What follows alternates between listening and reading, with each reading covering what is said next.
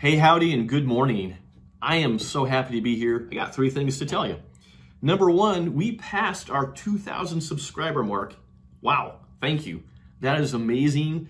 Again, every time I watch my own videos, I'm like, well, how is anybody watching these things?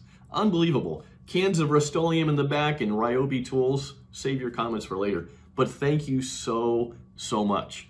The other thing I want to bring up that we'll talk about some more is we have been not quite a year an authorized Generac dealer. We've been installing Generac for years, but now doing it officially under the umbrella. We'll talk more about that. And the third thing, again, continue the love. Click like, subscribe, love your comments. Here's a second, look at my eyes. Thank you so much for your comments. I love the comments and the back and forth every day. And some of you sharing some of your stories about, again, a gentleman who was retired at IBEW. We were talking about safety and MSDS sheets and how that affected people's retirement and getting sick. Like, oh my gosh, that's really cool. I have time for that. I think that's awesome. So anyways, appreciate the engagement. You guys are tremendous. Today, here we are, talking about standby generators. Hang on. Sizing them with some common sense, okay? Again, with Generac, there's a couple of things with all generators, but I'm gonna mention Generac. And I wanna say this right out of the gate, okay? I need you to hear this.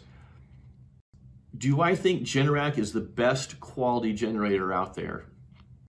No. Then some of you say, well, why are you a dealer? Why are you installing it? Because it's more than good enough, and there's other factors involved here. So before you all scream at me and say, Kohler, and there's great brands out there. But at least in my part of the world, there is no manufacturer brand of generators that has the kind of support for maintenance, warranty issues like Generac, okay? Personally, I think Kohler is a better built generator for the quality.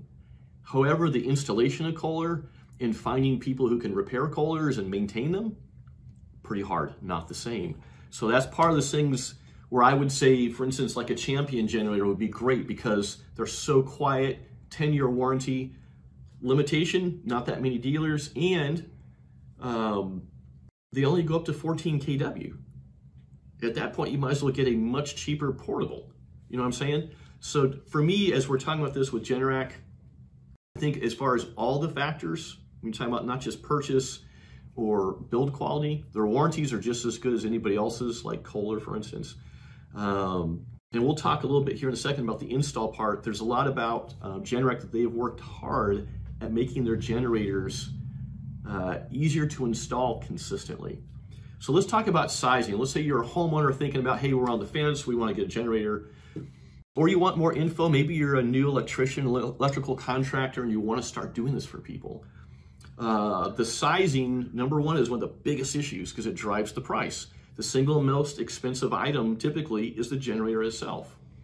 So a couple of things I need you to know, at least with Generac. Between a 15 kW and a 24 kW, which is a huge span on output, there's less than $1,000 difference. So as you think about sizing, one of the things, if you're in that sweet window, which smaller generator up to about a 24 to 26, there's not a huge price gap. So think about that as you're looking at the sizing. A lot of times people get focused on, oh my gosh, it's an extra, whatever, $100 or 500, but think about this. You're gonna have this generator for decades, a long time. If you maintain it, it will last a long time. Spending an extra $1,000 right now over the course of 10 or 20 years, not a bad investment, okay? So the sizing, two things have come into effect with the National Electrical Code as you guys size, homeowner or otherwise. You need to look at, the electrical code is now requiring, and it probably did in previous cycles, you have to either size the generator for 100% of the load, which is a lot, or show and document that you're using some kind of automatic load shedding to get rid of these extra big loads. Why is this a thing? Because in the past, a homeowner would say, hey, I only need a 20 kW. We talk about it and you say, hey, look, I'm not gonna run my dryer and electric range during an outage. And I would say, good for you. That's super smart. Don't do that. And so they could do a much smaller generator. Code now says I need to, with the permit and documenting in a load calc sheet, I need to show if I'm leaving some of these bigger loads especially on, not to rely on the homeowner, okay, or you, to shut things off or not use them. And the deal there is, I think from the codes, the intent is that when the power outage happens and you have a double oven going and the dryer going at night and the power goes out, if there's more of a draw on that than the generator can support and it's not automatically shed, your generator won't start. Okay, so if it's only putting out 100 amps and at that moment you have extra stuff going on. So that's the intent, okay? So the upside in my experience with Generac is they have load shed modules. It's another tan colored box that goes somewhere, but it's wireless. So a lot of times we set load shed modules on air conditioning units to bring that load down. Easy to install. The other thing is you guys are looking at that, the sizing, looking at your clearances, and this bites us in the butt all the time. Most of you will live in an HOA. They have something to say about your generator. Absolutely they do. So part of your planning, whoever you're talking to, they have to bring up and say, where are we going to put this generator? What kind of clearances do we need? Okay. If you guys will look at the installation PDFs from any of these generator brands, Kohler or Generac, you're going to see that most of them want 3 feet in front clear, at least 5 feet to any openings into the house, like a window. That starts, if you live in like a newer subdivision or something, you don't have a bunch of space between houses, it starts to get challenging to get that generator set down. So anyways, you have to think about the location. The other part with location you guys have to think about is where's my electrical meter and where's my gas meter. Most of these generators that we're doing are powered by natural gas.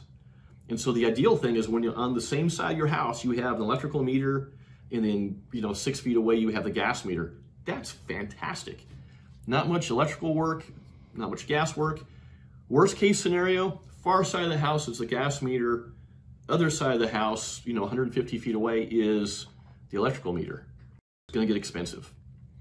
Not impossible, I'm just saying it's not ideal. The final thing that we're talking about planning, the big three, sizing, location, is fuel, okay? Man, if you're a homeowner or the electrical contractor, have a good connection with a plumber who has common sense. You don't always have to trench 100 feet and run a new 1.5-inch line. Sometimes you do. Generators are pigs as far as gas draw. They are pigs. Here's a story. Don't ever do this. Learn from me. I had a plumber, took him at his word. This was like 12 years ago. I knew I shouldn't have done it. He said, hey, there's a 3/4 inch line here on the far side of the house. We'll be fine. I didn't ask about numbers or calculations. I said, he's a plumber. He knows his thing. Here's what happened. The first time that generator exercised, every pilot light in the house went out. That generator sucked down the volume so hard, the customer's furnaces, their cooktop, anything that had a pilot, their gas water heater, all out, snuffed out. Wow. Not surprisingly, I got a phone call. And that's what you call a learning experience. Anyways, don't do that. If you're the homeowner and or the electrical contractor, know at least the basics about fuel, whether it's column inches of water or how many thousands of BTUs your generator requires. Make sure that your fuel supply can run your generator and your heat. That's a big deal.